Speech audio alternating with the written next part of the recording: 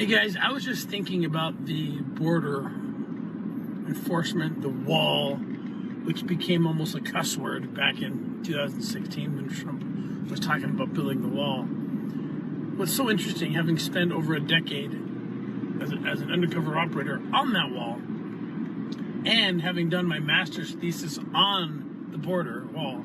First of all, the Clinton administration built more of the wall than any other, and it wasn't politicized back then.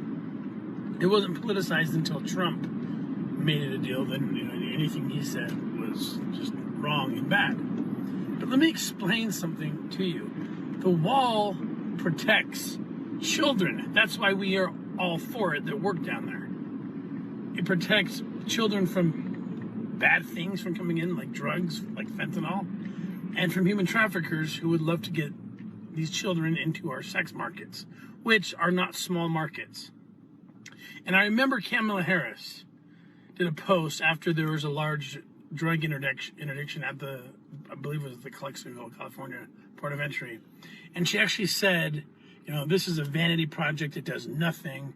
I was the AG of California. I should know. And she said, why do we need walls when the interdictions are happening at the ports of entry? Just think about that for a minute. There used to not be a wall in Clarksville, California, and there would have been no port of entry. In other words, you can't congratulate the port of entry for being the source of your interdiction or your child rescue without simultaneously creating the wall, which is the very thing that creates the port of entry.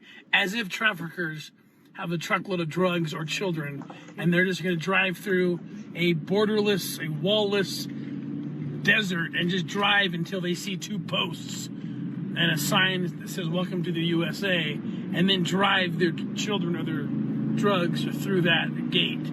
It's absolutely ridiculous. In the movie Sound of Freedom, it wasn't politicized back then when we made it, so we didn't realize it would be such a powerful tool. The whole story kicks off when we rescue this little boy by a guy named Bachman. It's a true story. This is the one where he gives me the necklace, also a true story. People don't know that. The necklace he gave me did in fact have my name on it. But it kind of kicks off there. If it were not for that wall, that little boy wouldn't have been rescued because Bachman would have found a way to get around a different way. So the wall saves children. It's not, as Kamala Harris calls it, a vanity project. It's not something that's useless. And it's not trying to keep foreign kids out of the United States. It's trying to keep foreign children away from our pedophile market. Okay, and it also interdicts drug smugglers and child traffickers who would, had they not been caught, be hurting our children as well.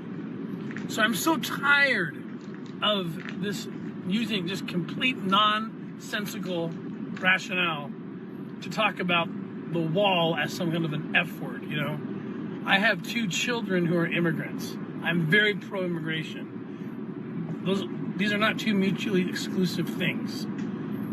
I'm for pro-immigration. We should increase pro-immigration. We should increase our ability to have immigrants into our country, while at the same time protecting these children and giving them the same thing that any child should deserve, which is safety and protection from those who would hurt them.